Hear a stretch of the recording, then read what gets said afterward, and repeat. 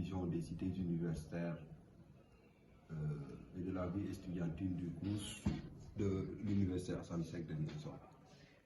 Donc, la division comporte à son sein 3 services que sont le service d'hébergement, le service de l'animation culturelle et sportive, mais également le service du nettoiement quotidien des pavillons. Voilà, M. Ibrahima Gassama, le chef de service de division de l'hébergement. Comme vous le voyez, quand on parle de l'étudiant, on parle de logement. Donc, quelles sont les démarches que l'étudiant doit mener pour pouvoir se bénéficier des logements, des hébergements de l'Université Assane Seck de Ziguinchor, à savoir le campus social? Oui, comme vous le savez, le campus offre un cadre de vie pour des étudiants. Donc, l'hébergement, par contre, a 2 formes de sélection. La première sélection est d'ordre pédagogique et la seconde sélection est d'ordre social. Et pour la sélection d'ordre pédagogique, les étudiants bénéficiaires sont sélectionnés sur la base de leurs résultats de passage. Donc il y a une répartition de quotas par rapport à ces 2 catégories de bénéficiaires qui est répartie par une commission, dite commission annuelle de codification, laquelle commission est composée du représentant du directeur, qui est le président de la commission, du chef de la division des cités universitaires, qui est le rapporteur de la commission, et d'autres membres du personnel, mais également les représentants de la commission sociale des étudiants. Et donc les répartitions de quotas sont de 80% pour la pédagogie et 20% pour le social. Et comme je l'ai dit tantôt, la sélection sociale est une sélection de mérite. Chaque département, de la première année à la 5e année, ont un quota. Et ce quota va permettre à la commission de pouvoir sélectionner les étudiants bénéficiaires méritants. Par contre, pour la sélection sociale, une demande de candidature est ouverte pour les étudiants désireux de bénéficier de lignes sociales, où ils devront adresser une demande au directeur du CROUS, accompagné de 7 cas d'instruction de la vie. Parce que récemment, nous avons pu discuter avec les représentants des étudiants, où nous avions arrêté une planification dans le cadre de la nouvelle codification. Et ce matin même et aujourd'hui même, nous avons rencontre avec la commission pour discuter et trouver ensemble une date avant la fin du mois pour pouvoir faire la nouvelle codification et permettre aux étudiants de l'année universitaire 2022-2023 de pouvoir accéder au niveau des logements. Il y a une question aussi que les étudiants posent. C'est-à-dire que pour les critères de codification, on va prendre quelle date pour l'année universitaire 2021-2022 ou bien 2022-2023? Je pense que c'est les résultats et exclusivement parce qu'il nous faut des présences, parce que les formes de codification, la codification impose la présence physique de la bénéficiaire sélectionnée.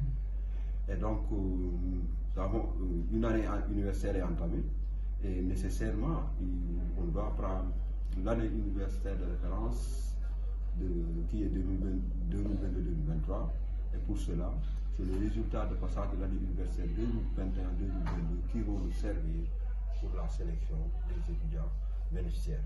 Et pour la première année, c'est le fichier de campus 7, classé par ordre de mérite, qui va nous permettre, les nouveaux bacheliers qui sont orientés et inscrits au niveau de l'université, de pouvoir au moins bénéficier de notre programme. Pour ce qui concerne les codifications d'ordre social, je pense qu'il y aura des critères sélectifs. Quel est l'étudiant qui est mieux placé pour pouvoir bénéficier? Comme je l'ai dit, il y a une commission qui statue par rapport aux critères sociaux, médico-sociaux. Et je pense que dans la demande qui est adressée, dans le communiqué qui est adressé à tout étudiant, lui est demandé de déposer une demande, mais cette demande va être accompagnée d'un justificatif qui va être soit médical, attestant un état de maladie, handicap, mais également une situation sociale attestant l'état de besoin social de l'étudiant. Donc la compétition va se passer sur des critères d'arbitrage. Et ces critères d'arbitrage auront comme sanction des points qui sont affectés à chaque situation évoquée. Le médical, les handicapés physiques d'habitude, de façon générale, ont plus de points. Ensuite vient les malades chroniques. Ensuite vient les autres les précoces. Ensuite vient les autres les partiels en privilégiant l'âge. Voilà les critères tels que établis par. Mais nous voyons que l'année universitaire de Ziguinchor vient de démarrer pour l'année universitaire 2022-2023, que les étudiants sont en phase d'inscription pour la première année, mais pour le reste des étudiants, les résultats ne sont pas encore disponibles. Donc c'est un problème que nous rencontrons souvent, qui fait que les séjours sont souvent allongés et influents sur la base de données du service, parce qu'à l'heure actuelle, les étudiants qui ont quitté et qui ne sont plus étudiants pour l'année universitaire nouvelle sont toujours dans nos fichiers. Et tant que ce contrat n'est pas rompu, les étudiants pour l'année universitaire 2022-2023 auront des difficultés pour accéder au niveau des locaux. Donc, ce que nous souhaitons, c'est disposer le plus rapidement possible du fichier de passage pour permettre à la commission de pouvoir s'appuyer et de traiter très rapidement la codification des bénéficiaires de l'année universitaire 2022-2023. Voilà en quelque sorte la difficulté principale que nous avons autour de l'hébergement. Mais en ce qui concerne les pavillons des mairies, qui feront partie de la codification? Bon, c'est un pavillon qui est pratiquement fini et je pense que l'État du Sénégal bientôt le mettra à la disposition du CROUS pour les besoins et d'élargir la capacité d'accueil du campus de Ziguinchor. Et à ce niveau, c'est le soin au directeur, puisque c'est lui qui suit au plus près auprès du ministère les chantiers pour donner des réponses à la livraison du bâtiment. D'accord. L'autre chose aussi, pour les étudiants qui n'ont pas payé, par exemple, les 2 mois ou bien 3 mois, est-ce que s'il y a une nouvelle codification, est-ce qu'ils pourront bénéficier de cette codification? Ou bien il y a des risques par rapport à ça? Bon, comme vous le savez, dans le règlement intérieur du CROUS, il est dit que l'étudiant a droit à un logement de la première année à la 5e année universitaire. Et dans les procédures de logement, on ouvre à chaque étudiant bénéficiaire un dossier résident. Et ce dossier résident va couvrir ces nombres d'années de possibilités de logement. Et un étudiant ne peut loger que dans les conditions de régularité des loyers. Donc si un étudiant bénéficie d'un logement pour une année donnée et que l'année suivante qu'il soit retenu comme bénéficiaire, il a l'obligation d'être à jour avec les loyers. Faute de quoi, lui est retiré et réaffecté à un autre étudiant. Donc la régularité du loyer est une condition obligatoire pour tout étudiant bénéficiaire. Une demande au directeur du CROUS, accompagné de mes certificats d'inscription de l'année en cours, mais avec également un justificatif, soit médical ou d'ordre social. Et la commission va se réunir à cet effet pour sélectionner à la hauteur des lits disponibles dans le cadre social les étudiants bénéficiaires et les lits sociaux. D'accord, merci pour ces éclaircissements.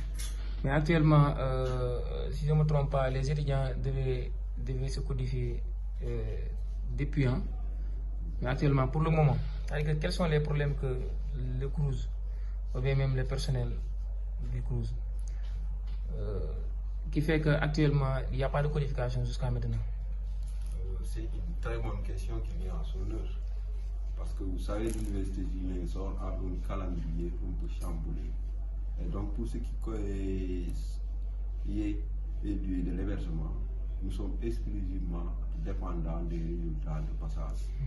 Quand l'année est étirée, la commission n'aura pas accès au fichier qui va nous permettre au moins de traiter les codification, plus particulièrement les étudiants bénéficiaires pédagogiques.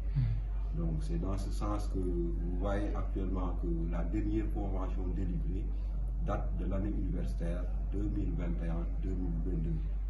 qui est finie, mais nous voyons que l'année universitaire de Ziguinchor vient de démarrer pour l'année universitaire 2022-2023, que les étudiants sont en phase d'inscription pour la première année, mais pour le reste des étudiants, les résultats ne sont pas encore disponibles.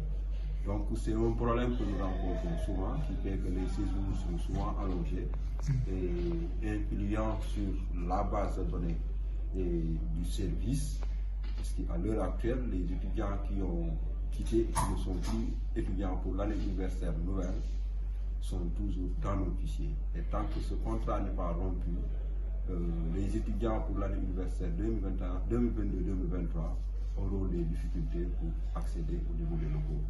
Donc, ce que nous souhaitons, c'est disposer le plus rapidement possible du fichier de passage pour permettre à la commission de pouvoir s'appuyer et de traiter très rapidement la codification des bénéficiaires de l'année universitaire 2022-2023.